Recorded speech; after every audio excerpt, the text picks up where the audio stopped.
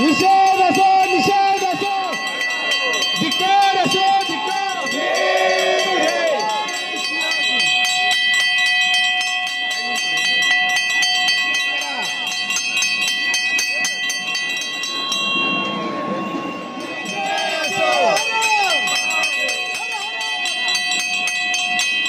कुलस्वामिनी आई तुळजाभवानीच्या या मंदिरामध्ये सिंहासन दानपेटीच्या माध्यमातून गेल्या 25 वर्षापासून प्रचंड घोटाळा या ठिकाणी झालेला आहे। या घोटाळ्याची तत्कालीन मुख्यमंत्री पृथ्वीराज चव्हाण साहेबांनी सीआयडी चौकशी लावली। या सीआयडी चौकशी होऊन सुद्धा या सरकारनं तुळजाभवानी मंदिर संस्थांचे विश्वस्तांवर गुन्हे नोंद करा अशी मागणी हिंदू जनजागरण समितीच्या वतीनं संभाजीनगरच्या उच्च न्यायालयामध्ये केली।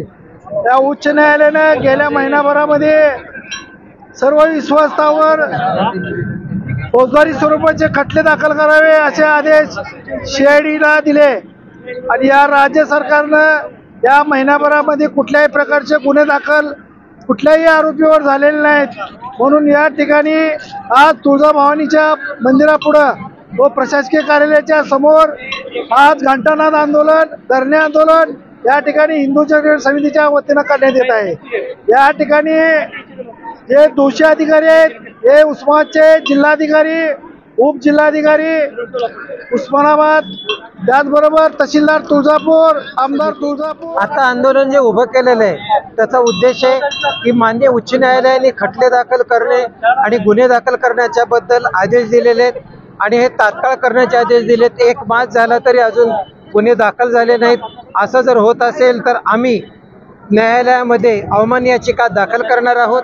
याचबरोबर आता जे पावसाळी अधिवेशन होणार आहे त्याच्यामध्ये राज्यभर तीव्र आंदोलन छेडणार आणि याचबरोबर जर सुप्रीम कोर्टामध्ये राज्य शासन जात असेल तर त्या ठिकाणी सुप्रीम कोर्टामध्ये आम्ही ते केस लढवणार तर लढवणार आहोत, पण कुणाला देखील सोडणार नाही। आणि या ठिकाणी त्यांचे गुन्हे महाराष्ट्र शासनानेच निश्चित केलेले आहेत। उलट तर सर्वोच्च न्यायालयामध्ये त्यांना अधिक तीव्र प्रकारचे गुन्हे दाखल होतील याची खात्री आम्ही देतो।